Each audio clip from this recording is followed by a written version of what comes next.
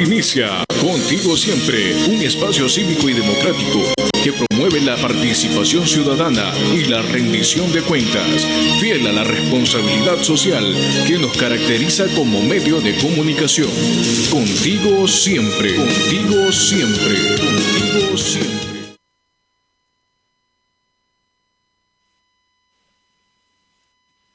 Bien, estábamos entonces. Muy buenos días, muy buenas tardes y muy buenas noches, queridos oyentes, televidentes e internautas de Contigo Siempre, en su edición 307, en esta mañana de sábado 9 de enero. Llegamos con una edición muy especial. ¿Por qué? Hablaremos de ciencia y a partir del conocimiento llegar a reflexiones para entender este presente y también qué nos deparará el futuro, y con grandes invitados ligados a la materia científica.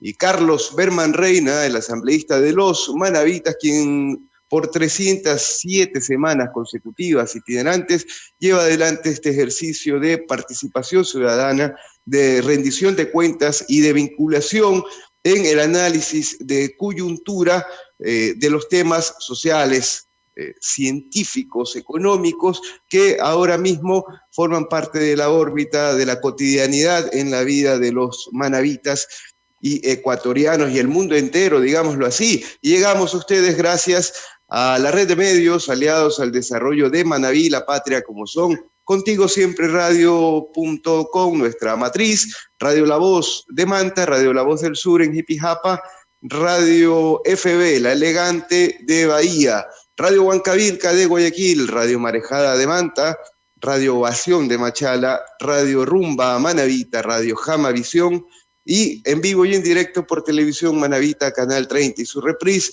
los domingos de 6 a 7 de la noche. Y en vivo y en directo también por nuestras redes sociales, @BermanEresTú en Twitter y @CarlosBermanReina en Facebook, además de las múltiples plataformas mediante la cual llegamos a ustedes con información oportuna, privilegiando siempre la calidad de la información que llega a ustedes en torno a la veracidad de la misma, contrastada, verificada, contextualizada y conceptualizada. Carlos Berman Reina, muy buenos días. ¿Cómo estamos en esta mañana de sábado para entrar en las investigaciones y experiencias sobre el proceso de vacunación y sobre todo lo que se viene estudiando de la evolución de la pandemia? Muy buenos días, un saludo a toda la ciudadanía manavita, ecuatoriana del mundo entero que nos sigue en su programa Contigo Siempre, edición 307, es decir, 307 semanas consecutivas de una permanente rendición de cuenta a todos los ecuatorianos y al mundo entero. Hoy día, como lo decía Néstor, vamos a tratar un tema, como siempre, con responsabilidad, con coherencia, con sentido común, pensando en todos los ciudadanos, y este programa que se ha caracterizado por informar de primera fuente. Hoy día nos acompañan el doctor Paul Cárdenas Aldaz. Él es un PhD, investigador, profesor de la Universidad San Francisco de Quito. Nos acompaña el doctor Edwin Pusa Cofret, médico posgradista de la Universidad Rusa de Amistad de los Pueblos de Moscú, ecuatoriano también, orgullosamente. El doctor Ramiro Zambrano Santana, médico del servicio broncopulmonar del Hospital Dr. Sotero del Río y de la Clínica Vespucio de Santiago, Chile, orgullosamente también ecuatoriano y de manera especial manavita, para hablar de un tema muy importante que queremos, como siempre, aportar a que la ciudadanía pueda ilustrarse mejor, pueda tener una información directa y veraz. Es importante que el 13 de enero del 2020 se confirmó el primer caso de COVID-19 fuera de China, concretamente en Tailandia. En pocas semanas se habría extendido por todo el planeta. Ha pasado exactamente un año para que los científicos y laboratorios finalmente puedan ofrecer una vacuna. Sin embargo, en nuestro país, de 17 millones de habitantes, hasta hoy día se registraban 217.377 casos confirmados y 14.146.000 fallecidos, datos del Ministerio de Salud.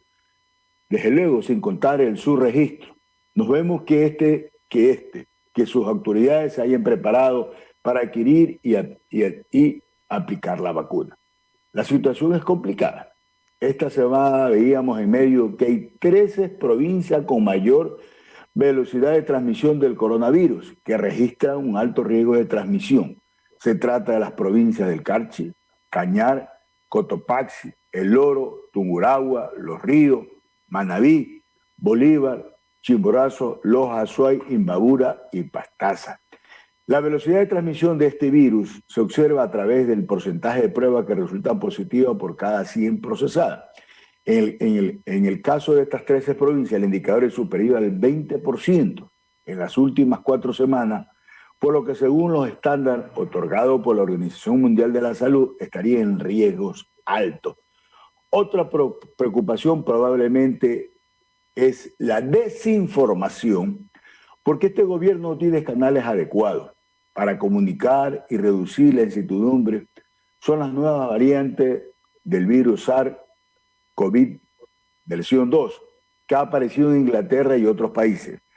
Sabemos que como consecuencia de las alarmas mundiales se han encendido. Hasta el momento, los investigadores aún analizan los efectos a futuro de esta nueva mutación en las personas y en la vacuna contra el COVID.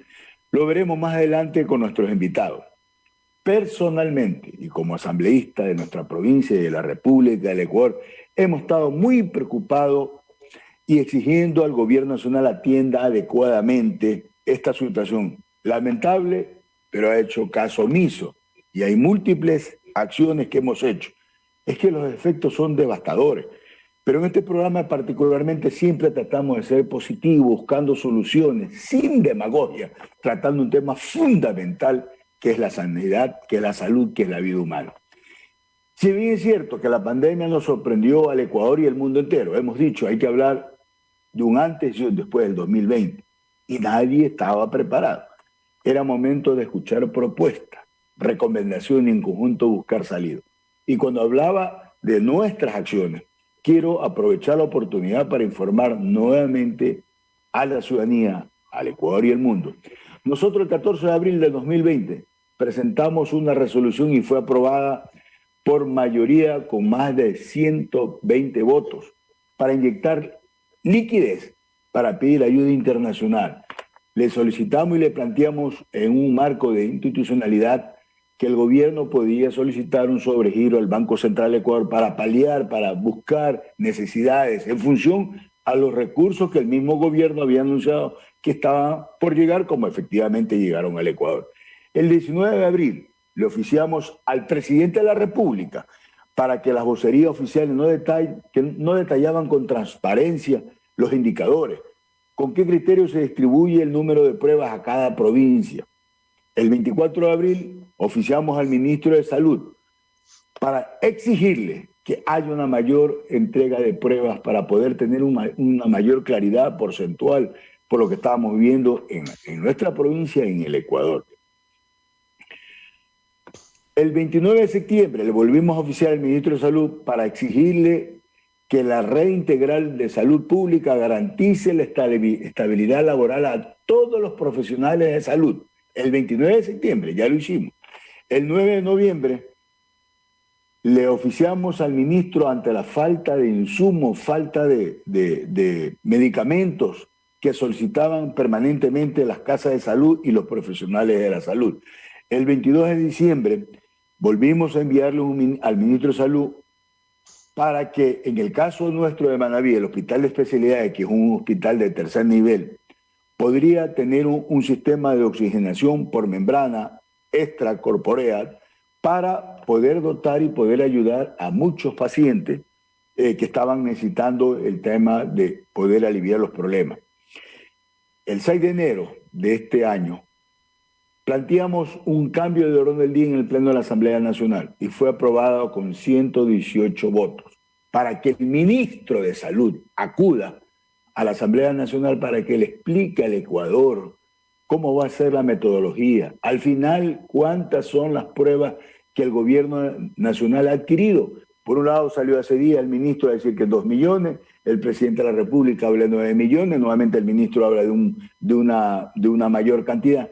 No hay una claridad. Y como siempre hemos sido serios, responsables, sin actuar demagógicamente, hemos buscado el mecanismo legal que nos atribuye la Constitución de la República para que vaya, para que explique toda la red el incremento que debe haber habido del presupuesto. Si bien es cierto, la Constitución prevé que el gobierno saliente trabaja con el presupuesto del año anterior, pero también hay caminos legales donde él puede solicitar un incremento del techo presupuestario y el ministro de Finanzas poderlo dar en este momento de tanta emergencia y de tanto que necesitamos al país. Por lo tanto, es menester nosotros, como siempre, de fuente directa, con la veracidad que nos caracteriza, con la obligación que este tema nos caracteriza, le damos la bienvenida al doctor Paul Cárdenas Aldaz para que el Ecuador, el mundo entero pueda escuchar. Bienvenido, doctor Paul Cárdenas. Buenos días, muchas gracias por la invitación, un gusto estar aquí. Gracias. De igual manera le damos la bienvenida al doctor Edwin Pusha. Bienvenido, doctor, desde Moscú, Rusia. Muy buenas tardes acá en Moscú, muy buenos días allá en Ecuador. Un saludo cordial desde acá y agradezco su invitación, así como a la Asociación de Estudiantes Ecuatorianos en la Universidad Russky Universitet Rus Naroda, Universidad de Amistad de los Pueblos de Rusia.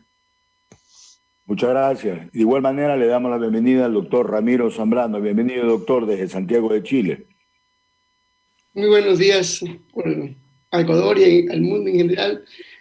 Muchas gracias por la invitación también. Para mí un orgullo, un placer poder estar hoy día compartiendo con ustedes algo tan importante como lo que estamos viviendo actualmente. Gracias igual por la invitación. Néstor, entramos con la pregunta inicial. Sí, y básicamente es que ahora mismo el planeta Tierra se ha convertido en una gran caja redonda tipo laboratorio en donde estamos estudiando diferentes comportamientos tanto de la naturaleza como de los humanos. Y en este sentido, ligándonos al tema COVID-19, doctor Cárdenas, ¿por qué es importante secuenciar el virus del COVID-19 y a partir de su experiencia en el trabajo desarrollado en la universidad, qué hallazgos han encontrado en el Ecuador? Sí, justamente. ¿Qué es esto de secuenciar el genoma de este virus? Recordemos que todos los organismos vivos y los virus tienen estas cadenas de ADN o ARN, que son estas letras que son A, C, T, G, que codifican justamente la información para traducirse en proteínas y en función justamente. Todos nosotros sabemos que nuestro ADN dicta mucho de lo que nosotros somos. De igual manera esto pasa en los virus. Hace pocos años la tecnología de secuenciamiento de ADN era algo muy difícil de conseguir. Eran herramientas que eran, además de ser muy costosas, no muy accesibles. Sin embargo, con esta pandemia, hemos podido secuenciar las variantes de este virus que circulan en todas las partes del mundo. Esta ha sido la iniciativa más grande en secuenciamiento de ADN que ha existido en la historia. Ni siquiera el proyecto Genoma Humano, nunca se ha secuenciado tanto como lo hemos hecho ahora. ¿Y para qué lo hacemos? Esta es una herramienta importante para determinar, por ejemplo, estas variantes del virus que están circulando. Recordemos que los virus, mientras infectan a las personas, mutan, cambian, y estas mutaciones a veces pueden hacer que cambien también las funciones en este virus. Por ejemplo, pueden hacer virus que sean más contagiosos, menos contagiosos, más agresivos, menos agresivos. Y también recordemos que el PCR que nosotros nos hacemos para diagnosticar necesita justamente de estas secuencias, saber que estos blancos, que son estos primers que se utilizan en el PCR, se pegan justamente a estos genes. Entonces, si es que cambian, también podemos tener falsos negativos, por ejemplo. Y por último, también recordemos que la vacuna está diseñada para esta proteína S del virus, que es de esta colita que tiene el virus, que le sirve para pegarse a las células humanas. Si es que nosotros diseñamos una vacuna y esta proteína cambia, muta en diferentes zonas, tal vez las vacunas ya no van a ser tan eficientes como la original que se diseñó. Entonces, por eso también es muy, muy importante hacer este tipo de estudios en cada uno de los países. Previamente esperábamos justamente que esta información la hagan solo los países desarrollados. Ahora esta tecnología se puede utilizar, tenemos el personal, la experiencia, etcétera, para hacerlo en cada uno de nuestros países. Y claro, en la Universidad San Francisco de Quito hemos hecho y terminado justamente el secuenciamiento de virus, de muestras que han venido de todas las 24 provincias del Ecuador. Entonces, ¿qué han encontrado? Es una forma, y justamente hemos encontrado cosas interesantes, por ejemplo, algunas variantes del virus, por ejemplo, sobre todo en Guayaquil, en Santa Elena, que recordemos que tuvieron justamente este pico terrible de morbilidad y mortalidad. Lo más probable es que aquí circularon pocas variantes del virus, es decir, hubo eventos de mucho contagio entre las personas en un solo periodo de tiempo corto. En Quito, recordemos que tuvimos, y en otras provincias, recordemos que hemos tenido picos después, en los meses de julio y agosto, y aquí vemos múltiples variantes del virus circulando al mismo tiempo. ¿Qué nos quiere decir eso? Obviamente que entraron desde el extranjero muchas variantes, y claro, a diferencia de que hubo eventos de supercontagio, como en Guayaquil, por ejemplo, lo que hemos visto es que aquí ha habido eventos múltiples de contagio, pequeños, y eso justamente es algo interesante. Además de eso, hemos encontrado variantes que han sido un poco más agresivas, sobre todo en Quito hemos encontrado una variante, en marzo, abril, lo bueno es que desapareció después esta variante, no hemos encontrado más esta variante en el Ecuador ni en ninguna otra parte de la capital. Y hemos justamente visto estos casos o reportado estos casos de reinfecciones. Recordemos este paciente de Quito. En colaboración con la Universidad de Espíritu Santo estamos analizando un caso de reactivación del virus de un paciente de Guayaquil. Con la Universidad de Iquiam en la Amazonía estamos comprobando justamente otro caso de reinfección. Entonces, son múltiples objetivos que podemos nosotros sacar cuando hacemos el secuenciamiento de este virus. Muy bien. Doctor Pucha, en su evaluación, en su diagnóstico y en la data que usted viene manejando, ¿cómo cree que ha evolucionado este COVID-19 a lo largo ya va para su tercer año de impacto en el mundo, desde su aparición en Wuhan, China? Una pequeña corrección, el segundo año sería. Perdón, sí. Sí, el segundo año sería. Pues vamos a ver que el virus ahora, como el mundo está tan globalizado, pues con los viajes internacionales, el virus fue expandiéndose a todo el mundo. Entonces llegaron variantes, llegaron cepas que empezaron en China, luego cayeron a Europa, principalmente a España y a Italia. Esas cepas se comportaron diferente cuando llegaron a Latinoamérica. Entonces, como el colega me lo explicó, es un virus ARN. Esos tienen la capacidad de mutar muy rápidamente. Y entonces estos virus, de acuerdo a las condiciones de cada individuo, van mutando muy rápidamente. Y es por eso que ahora escuchamos que están las nuevas cepas, que son las cepas de Londres y las de Sudáfrica. Entonces, que quizás son las más mediáticas, ¿no? Son las más mediáticas, pero cada día vienen mutaciones nuevas, eso es. Entonces, el virus va mutando cada día. Entonces, la importancia es que se le haga un seguimiento genético para saber qué cepas son las más agresivas y de esa manera podernos proteger. Bien, muy bien. Doctor Zambrano, de su experiencia ya en el abordaje de este coronavirus, ¿qué le arrojan los casos en Chile? Obviamente, las situaciones socioeconómicas terminan teniendo un impacto también en las condiciones de mortalidad de la pandemia. Bueno, sí. Nosotros, como decíamos al inicio, llevamos ya un año prácticamente de pandemia, y desde el primer caso que se diagnosticó acá en Chile fue en marzo más o menos, y a la actualidad tenemos confirmado hasta el día de ayer, estamos hablando de 366.000 casos aproximadamente, con un pic de ayer básicamente de 4.000 y tantos casos. ¿Qué pasó?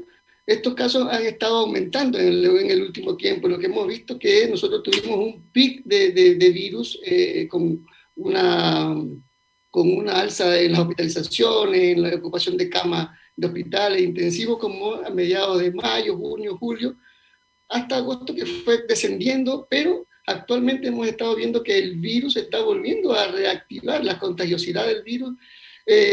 Acá todavía no se están en evaluación un par de casos con la nueva cepa que se detectó en Londres, que como ya habíamos comentado, lo que podemos estar viendo es que tiene una mayor contagiosidad por lo que se ha visto hasta ahora, pero eso no implica que no tenga sus efectos secundarios, como es el aumento de la mortalidad. Entonces,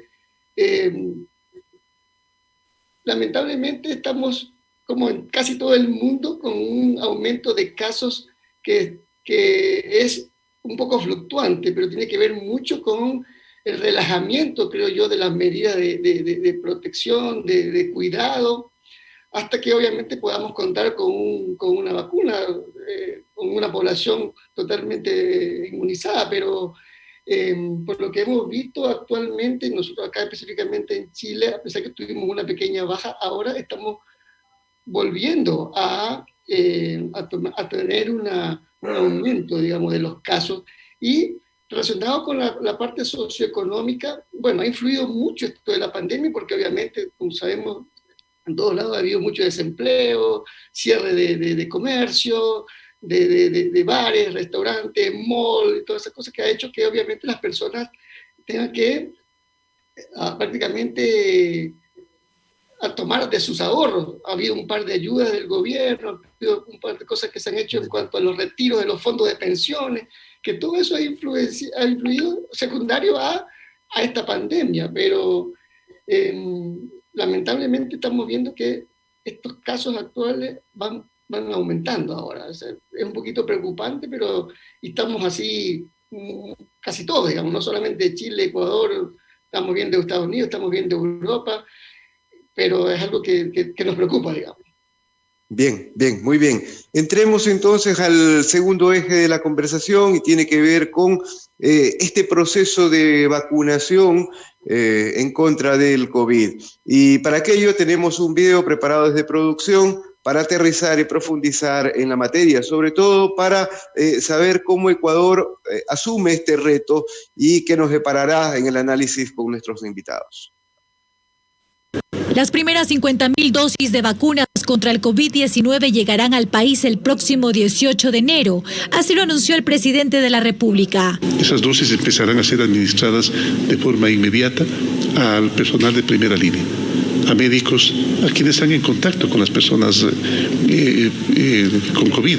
Van a seguir llegando en entregas periódicas semanales hasta que tenga la segunda gran entrega, que es en el mes de marzo. Además, señaló que tiene previsto viajar la próxima semana a Washington para agilizar la segunda entrega de vacunas, que sería en marzo. Con el fin de gestionar, tanto con Pfizer, con AstraZeneca, con Moderna, la posibilidad de que se nos entregue una mayor cantidad de vacunas y más pronto posible. El segundo envío será un lote de 2 millones de dosis, para lo cual se prepara toda una logística, donde lo más importante es mantener la cadena de frío durante el almacenamiento y distribución de la misma. Hay un problema, sí, muy importante, complejo, de logística. Desde la recepción hasta el almacenamiento tenemos un potencial de 400 puntos de distribución en todo el país y 10.000 puntos de vacunación.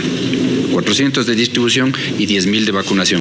Nuevos cuestionamientos surgen y hay quienes se preguntan si es necesario o no vacunarse, pues mientras el mundo estaba impaciente por obtener la vacuna, algunos argumentos escépticos ganaron terreno. Por consiguiente, lograr que la población acepte de forma voluntaria inmunizarse es el nuevo reto.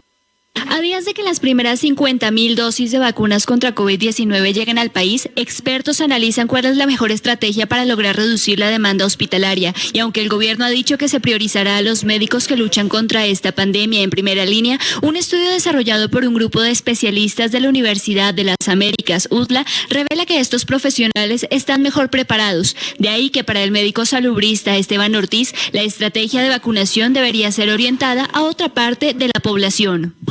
Pues la población adulta mayor es la que debería ser vacunada en primer lugar antes que el grupo de los médicos. Ser médico es un factor protector para no morir por COVID-19. Tenemos mejor equipo de protección, conocemos mejor el virus. Este artículo publicado en la revista PLOS Neglected Tropical Diseases expone que a inicios de la pandemia el 19% de las personas infectadas en el país fueron profesionales de la salud.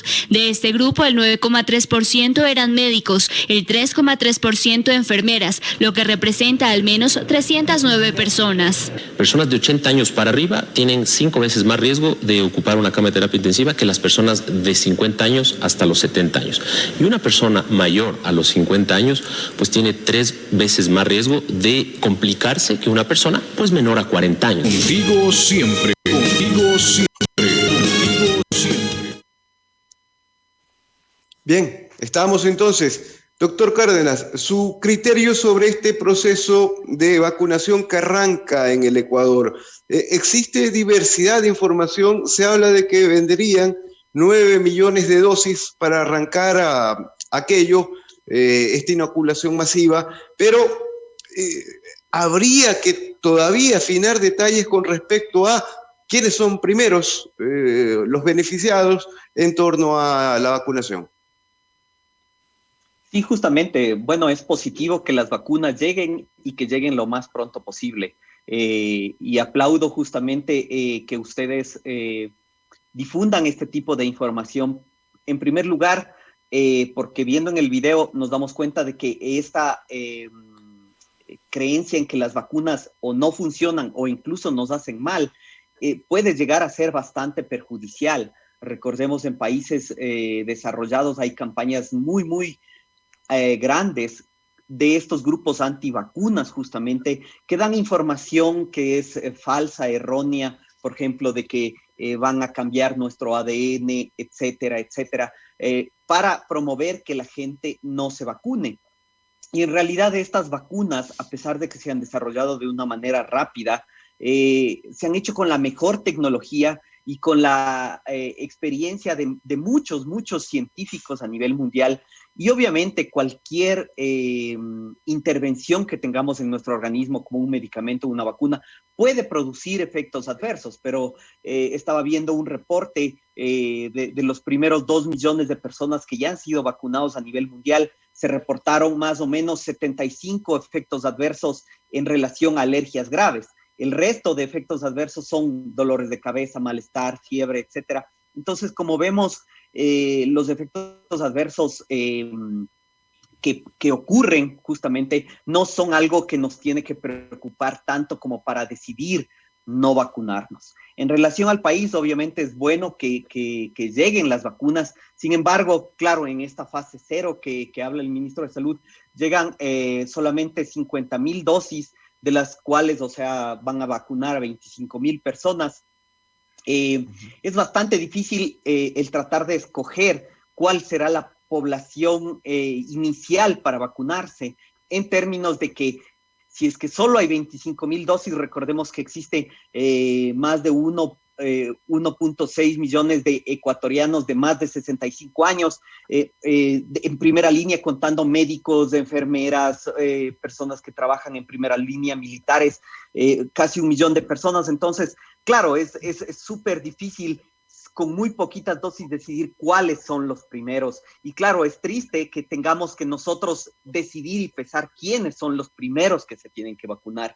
Ayer vi un reporte que los primeros que se van a vacunar es el personal médico de Solca. A mí me parece que obviamente es un personal de primera línea que está en contacto con personas de alto riesgo, me parece muy bien. Pero, como digo, las pocas dosis que llegan en esta fase 0, es muy complicado el decir quién se vacuna o no. Cuando lleguen este resto de dosis, Obviamente, las personas que deben estar en prioridad son aquellas que son más de 65 años, que tienen comorbilidades, y también, obviamente, las personas de primera línea que están directamente en contacto con los pacientes, porque claro, hay que tomar en cuenta que tal vez si es que yo soy médico y trabajo en primera línea, tengo menos de 55 años, tengo un riesgo de mortalidad menor por este virus. Sin embargo, yo si vivo con personas de la tercera edad y yo me contagio, puedo contagiarles y a estas personas afectarles. Entonces, por eso digo, es complicado justamente el decidir quién tiene que vacunarse primero. Definitivamente prioridad, personas de más de 55 años y personas de primera línea. Doctor Cárdenas, perdón, Néstor. Doctor Cárdenas, sí. Tengo dos consideraciones. ¿Qué va a pasar con aquellas personas que ya fueron contagiados? ¿Pueden o no pueden vacunarse? Y adicionalmente, la Organización Mundial de la Salud ha planteado, y ya el Reino Unido lo aceptó, que la segunda dosis no se la coloque en los próximos 21 días, sino que haya un mayor plazo. El Reino Unido ha dicho que lo hará en las próximas 10, 12 semanas posterior a la primera dosis.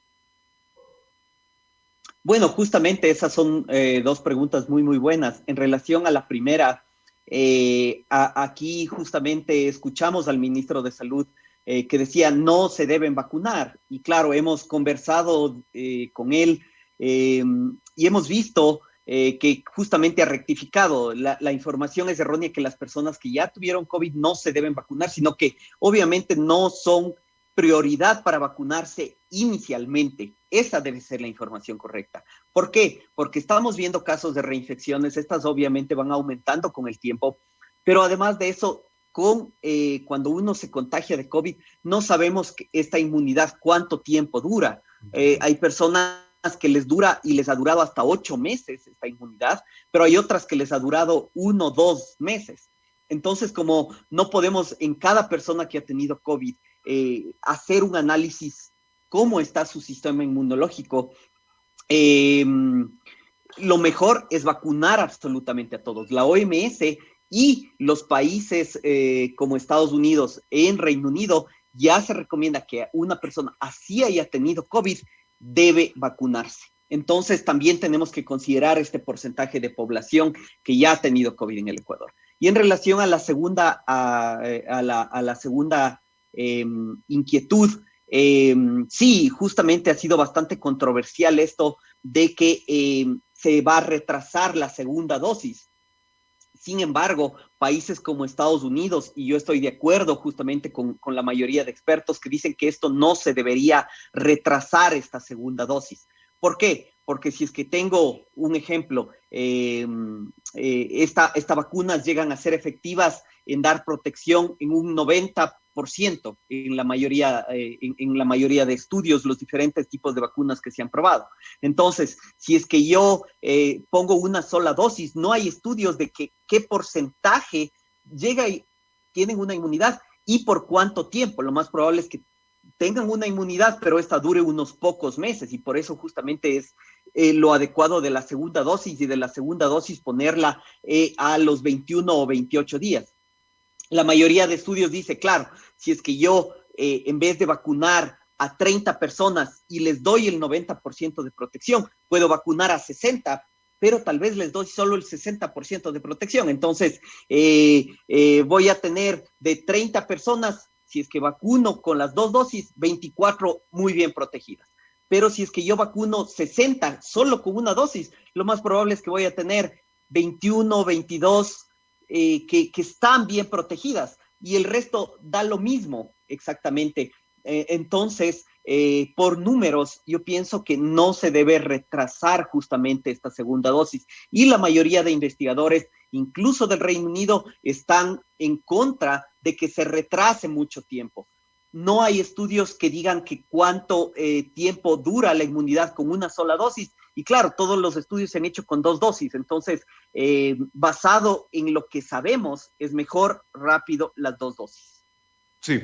Y queríamos conocer también, doctor Pulla, ¿cuál es la experiencia de este proceso de vacunación en Rusia, justamente donde usted se encuentra? Según información de la BBC, más de 1 millón de personas ya han sido inoculadas. Sí, muy buenas tardes. De acuerdo a las cifras oficiales, se han vacunado más de 1 millón de personas, como usted lo dice. El proceso de vacunación acá se hace por prioridades, como lo dijo el doctor. Se está tomando a las personas que están en primera línea, pero el proceso es voluntario y acá hay la página de la alcaldía de Moscú que te proporciona para sacar un turno de las personas que pueden ser vacunadas, y pues si estás entre las prioridades, te dan un turno para la fecha que necesitas y te hacen previamente ya el sistema de acá informático de salud tiene todos tus datos y sabe quiénes son las personas de riesgo y qué enfermedades tienes. Y previamente a eso te hacen una consulta médica por un médico y te analiza si eres apto para poner de la vacuna. Obviamente van a haber personas alérgicas que no serán aptas, que es una mínima porción de la población. Pero luego de eso se llega a un sitio de vacunación, y entonces esta vacuna, se abre una vacuna para 5 personas. Y entonces tienen que estar las 5 personas presentes y cuando ya abren la vacuna, comienza el proceso de vacunación. Luego de eso se la cita para después de 21 días. Les llega 2 días antes un mensaje de texto a su celular para que acudan nuevamente a la vacunación. Y pues también acá, como se han reportado bajos efectos secundarios, algunas personas, generalmente las personas que tienen menos de 40 años, tienen más efectos secundarios, como puede ser un alza térmica, una cefalea, y pues eso es porque el sistema inmune es más fuerte, entonces se nota que está actuando de una manera correcta. Entonces, a las personas adultas mayores también se las están vacunando, y al personal de las Fuerzas Armadas, personal médico, personal de enfermería. Eso es la información que yo he podido recopilar de acuerdo a lo que he investigado. Extranjeros y locales. No. En caso de nuestra universidad, aún no nos han citado sobre la vacunación, pero todavía no hay una información oficial, porque el proceso de vacunación también es un proceso también complejo, porque se necesita de un equipo humano bastante grande. En esto, personal capacitado de la salud, en este caso serían las enfermeras, y pues la logística y todo eso. Entonces eso se hace en un tiempo prudente, y la demanda es alta, y pues y el tiempo es corto. Bien. En Chile, ¿qué pasa, doctor Zambrano? Allá se entiende por registro informativo de que se ha priorizado al personal médico. ¿Cómo lo están viviendo ahora mismo? ¿Y qué tan fuerte es esta corriente antivacunas en territorio chileno? Bien, bueno, como para contextualizar un poco, el Ministerio de Salud en Chile tiene un comité asesor de vacunas que se reúne semanalmente y que está conformado por no gente del ministerio, sino personal científico especializado, o sea, epidemiólogo, infectólogo, médico de urgencia, intensivista. Ellos tienen un comité asesor que evalúan todo lo que es esta pandemia en general, y ellos elaboraron, en base a toda la información científica, un plan de vacunación en varias fases, ¿no? Y en la primera fase pusieron todo el personal médico, o sea, la idea es comenzar a vacunar o vacunar el 100% de la población médica que está en primera línea, obviamente, que es la gente que está en cuidados intensivos, que está viendo paciente crítico, paciente médico de urgencia.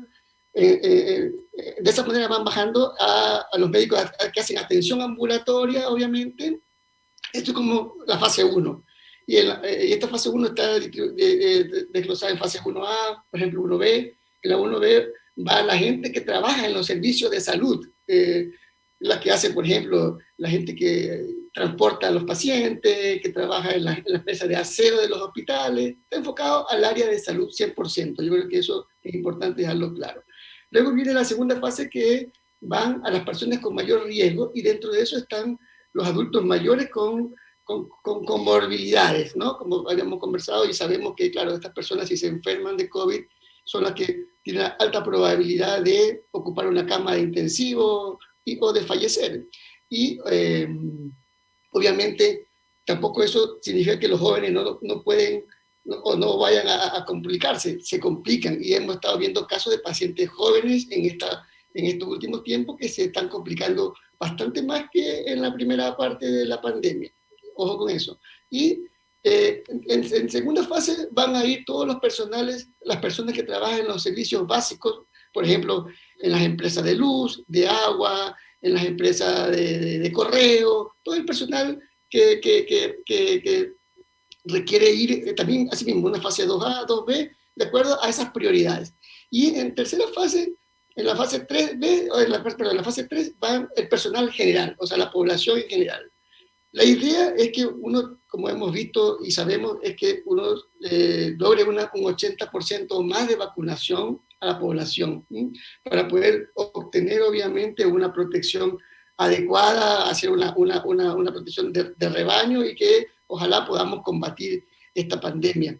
Eso es importante. Yo creo que la población, el personal de salud tiene que ser prioritario en este momento, más, aunque uno diga que está más protegido y todo, pero no podemos estar expensa a eso, digamos. Tenemos que tener una inmunidad propia.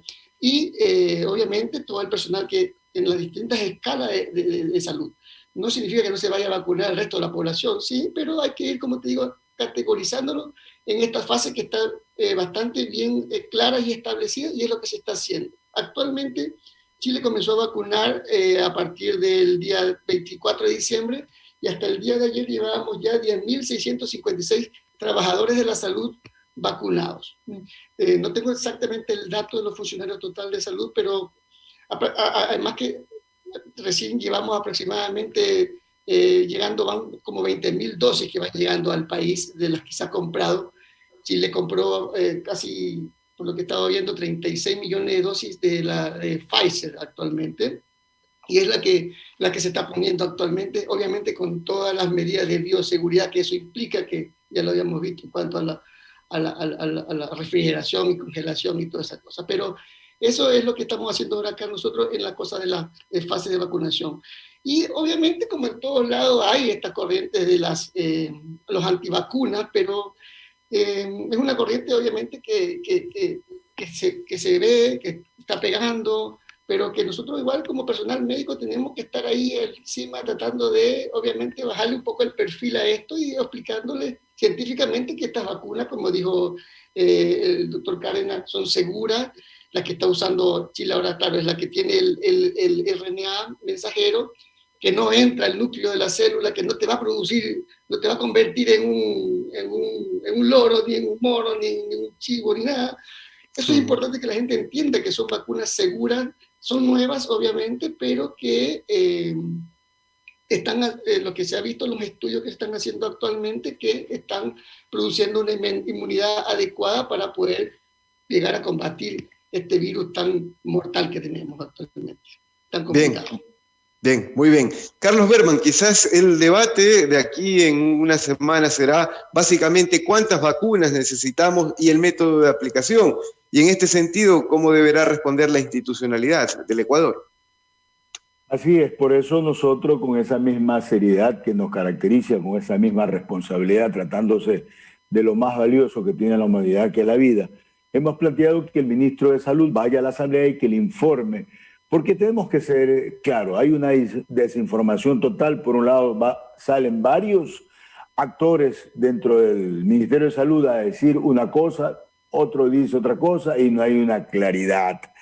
En este contexto que es fundamental que la población esté clara, que la población ecuatoriana tenga la información de primera mano, como lo estamos haciendo hoy en día. de 3 distinguidos profesionales ecuatorianos que nos informen de todo lo acontecido, lo que está pasando.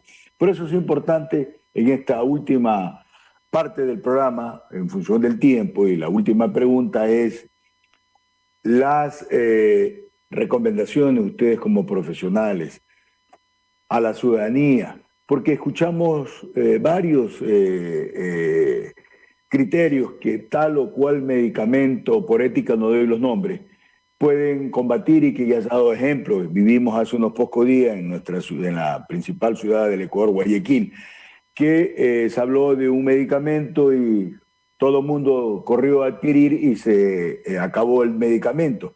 Mientras no haya una vocería oficial, no podemos. Indudablemente sabemos la complejidad del tema, el momento que vivimos, los temores que hay por la alta incidencia que ha habido de personas contagiadas. Hemos escuchado 3 versiones, 3 diferentes países, incluido el Ecuador, desde luego. ¿Qué podemos decir a la ciudadanía, empezando por el doctor Edwin Pucha, no sin antes agradecerle al habernos acompañado? ¿Qué recomendaciones podemos darle a la ciudadanía, al pueblo ecuatoriano, que tenga tranquilidad, que busque siempre vocerías oficiales, que este tema que está pasando hoy día en el mundo, como es esta pandemia o sindemia, como muchos especialistas lo tratan, qué mensaje podríamos darle? Edwin, no sin antes agradecerle su aporte desde un país donde también hoy día es referente porque también tiene su vacuna propia y que está ya entregando al mundo. Uno de los primeros países en Sudamérica fue Argentina. ¿Qué recomendación le podría dar a la ciudadanía ecuatoriana? Muchas gracias por sus palabras. De igual manera, en primer lugar, vamos a ver que el contexto todo viene desde el punto de vista de la salud. Anteriormente creo que muchos no valoramos lo que es la salud y no sabíamos las consecuencias que un virus iba a causar tanta desgracia en nuestro planeta. Entonces, por eso, la primera recomendación es que tengan un estilo de vida saludable, que se alimenten bien, y alimentarse bien no es comer abundante, sino que comer bien, comer de una manera equilibrada, beber abundantes líquidos, y pues con esto vamos a ayudar a nuestro sistema inmune a fortalecerse. Además de eso, que tomamos las medidas de protección adecuadas, como el uso de mascarilla y también el distanciamiento social. Estas serían las recomendaciones, y por supuesto, las personas que están en primera línea necesitan la vacunación. Independientemente del fabricante, todas las vacunas son seguras, son por procesos de biotecnología, son por procesos de microbiología, de ingeniería genética. Ahora la ciencia está bastante avanzada. Las vacunas anteriores eran por virus atenuados y igual funcionaron. Ahora están haciendo con ingeniería genética, les quitan el núcleo y le insertan con un transportador hacia el torrente sanguíneo para que ya se cree una inmunidad, y después los linfocitos B y los linfocitos T comiencen a atacar al virus. Entonces, y esa sería la recomendación, y también que hayan políticas de salud reales, políticas de salud pública, que no se queden solo en papeles, porque yo recuerdo cuando hacía yo la rural en el cantón Macará, nosotros llenábamos como médicos rurales miles de matrices, y de acuerdo a esas matrices el país estaba perfectamente. Pero ahora vimos que un virus destrozó todo eso y los papeles no sirvieron. Llegamos a una realidad que realmente el país no estaba preparado para tremenda pandemia. Entonces, que se apliquen políticas de salud que realmente vayan a fortalecer el sistema de salud del Ecuador. Muchas gracias, reitero, al doctor Edwin Pucha Cofret, médico posgradista ecuatoriano, está desde Moscú, Rusia. Doctor Ramiro Zambrano Santana, sus recomendaciones al pueblo ecuatoriano, a la ciudadanía, como profesional y como su experiencia vivida, en la República de Chile desde Santiago. Y desde luego, gracias por acompañarnos en este su programa Contigo Siempre, edición 307. Bien, bueno, muchas gracias por la invitación. Solo recomendarle a todos los ecuatorianos en general es que primero ojalá puedan informarse de una forma, por una vía oficial, que eso es lo importante, ¿cierto? Ojalá que las fuentes oficiales sean verídicas y reales, digamos, que eso es importante que tengan en cuenta para evitar todas estas falsas interpretaciones de qué tomar, qué hacer y qué no hacer. Eso por un lado. Por otro lado, es no perder el punto de vista sus patologías de base, si es que tiene, porque igual eso es algo importante que actualmente está ocurriendo, que estamos dejando de lado nuestros controles, nuestras enfermedades crónicas, como habíamos conversado antes, y obviamente mantener siempre la protección personal todavía hasta que puedan vacunarse. No olvidarse de usar su mascarilla, usar su alcohol gel, su distanciamiento físico. Yo sé que a uno le gusta como ecuatoriano y latinoamericano ser muy amigable, muy amiguero, besos y abrazos y conversar en grupo, pero lamentablemente por ahora no se puede hacer, tratar de mantener ese distanciamiento y ojalá cuando corresponda y haya la vacuna, que se puedan vacunar de acuerdo, ojalá, a los criterios que se establezcan de una forma ordenada y correcta, y que lo hagan, que yo creo que es una cosa segura, que hay que hacerlo en su momento, y ojalá así poder terminar con esto. No dejar, una vez vacunado, obviamente, todavía mantener esas medidas de seguridad, porque yo creo que ha dado, por una parte, muchos buenos resultados, porque como anécdota le puedo contar que nosotros el año pasado en Santiago de Chile, cuando comienza el invierno, hay un pic de enfermedades virales súper complicadas como influenza, parainfluenza, adenovirus, rinovirus, un montón de virus que lleva a mucha gente como el COVID, pero en menos cantidades, obviamente, a las UCI, en que aumenta la mortalidad, y felizmente el año pasado no se vio ningún caso. ¿Y qué pasó con eso? Solo por las medidas de protección. O sea, el aislamiento físico, la mascarilla, el lavado de manos, hizo que esos otros virus, a pesar que se pesquisaban, no hubo, digamos. Entonces, eso demuestra que tenemos que cambiar nuestra forma de vida, aparte de la alimentación, como comentó el colega, en las medidas de protección personal. Así que eso, y ojalá podamos salir de esto pronto. Y gracias nuevamente por la invitación. Doctor Paul Cárdenas Aldaz, muchas gracias por su experiencia, por sus conocimientos. ¿Qué mensaje le puede usted decir a la ciudadanía ecuatoriana? ¿Cuáles serían los canales de información para evitar esta desinformación permanente que lastimosamente, tenemos que decirlo, nacen a veces de las mismas vocerías oficiales? Sí, justamente es bastante complicado el tratar de luchar contra esta desinformación que se da a nivel de todo el mundo con esta pandemia. Y claro, más aún si es que voces oficiales promueven uso de medicamentos que no se han comprobado su funcionalidad en esta enfermedad. Recordemos, todo medicamento, si no es prescrito por un médico que decide justamente los beneficios versus los efectos adversos de este en una persona individual, tiene que realizarse por un médico. Entonces es muy complicado coger y decir todo el mundo debería usar este medicamento para prevenir o para tratar este tipo de enfermedad. Todos quisiéramos que exista un medicamento eficaz, barato, que esté disponible a nivel de todos para controlar esta enfermedad.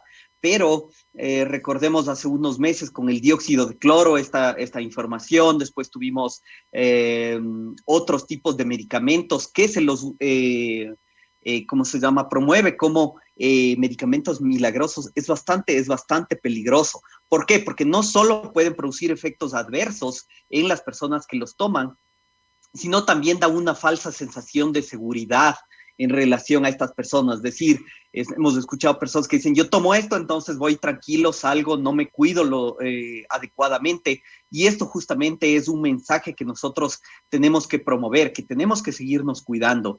De igual manera, las vacunas, el decir ya vienen las vacunas, el sentir que ya vienen las vacunas también puede darnos una falsa sensación de seguridad. Quisiera mencionar, por ejemplo, lo que está haciendo Nueva Zelanda, que ha sido uno de los países ejemplo en el control de esta pandemia.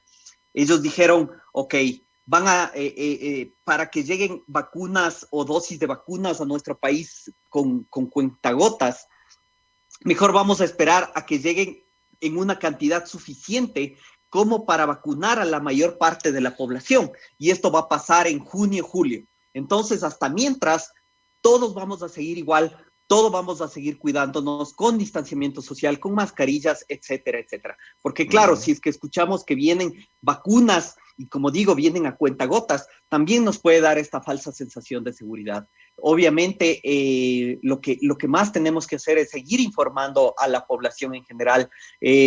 Sigan en redes sociales a investigadores, a médicos, a autoridades que justamente basados en datos científicos promueven la salud de las personas. Eso es lo más importante. Y muchas gracias de nuevo por esta invitación. Para mí es un gusto compartir con mis colegas panelistas y con todos ustedes. Muchas gracias. Bien, muy bien. Llegamos a la parte final. Carlos Berman, ha sido un programa muy constructivo, de verdad, en donde el aporte hacia la ciudadanía esperamos haya sido valioso para el conocimiento, para la cultura general y sobre todo para entender esto que estamos viviendo ahora y que está marcando nuestro destino. Carlos Berman. Sí, efectivamente, fiel al compromiso adquirido nosotros con nuestra provincia, con el país, de informar de una manera seria, objetiva, responsable, citando la fuente con actores directos implicados en cada uno de los temas. Hoy hemos tratado un tema que es fundamental, que lo hemos venido haciendo durante estos 10 meses de pandemia que ha vivido el Ecuador con responsabilidad. Permanentemente hemos tenido invitados tanto del sector oficial como del sector privado y hoy día contando con 3 versiones de 3 especialistas, de 3 profesionales de la salud de diferentes lugares del mundo para que ellos nos cuenten sus vivencias, sus experiencias, sobre todo que haya un mensaje constructivo para la ciudadanía, saber que hay que utilizar, y como se lo he dicho, tiene que ser siempre un profesional en salud el que lo diagnostique, el que le dé la información, porque los humanos tenemos diferentes composición de nuestras cuerpo humano, por lo tanto es de manera individual el poder utilizar. Hoy en día hemos hablado de un tema importante como es esta pandemia que vivimos, el tema de la vacuna. Hay un razonamiento y eso es lo importante. Y como siempre, que sea la ciudadanía la que tenga la información de primera mano. Agradecerle a cada uno de los panelistas que nos acompañan en la ciudadanía, que semana a semana nos siguen en este programa Contigo Siempre a través de la red de emisoras Alianza al Desarrollo de Manaví de la Patria, que nos permiten semana a semana informar al Ecuador. Si Dios lo permite, el próximo sábado llevaremos a cabo nuestro programa 308. Buena semana y que Dios siga iluminando a todo el Ecuador y el mundo entero. Muchas gracias. Gracias. Hasta luego. Aquí finaliza Contigo Siempre, el programa de Carlos Berman, tu asambleísta. Nos volveremos a encontrar el próximo sábado, desde las 8 de la mañana. Contigo Siempre, tu voz en la Asamblea Nacional. Carlos Berman, tu asambleísta.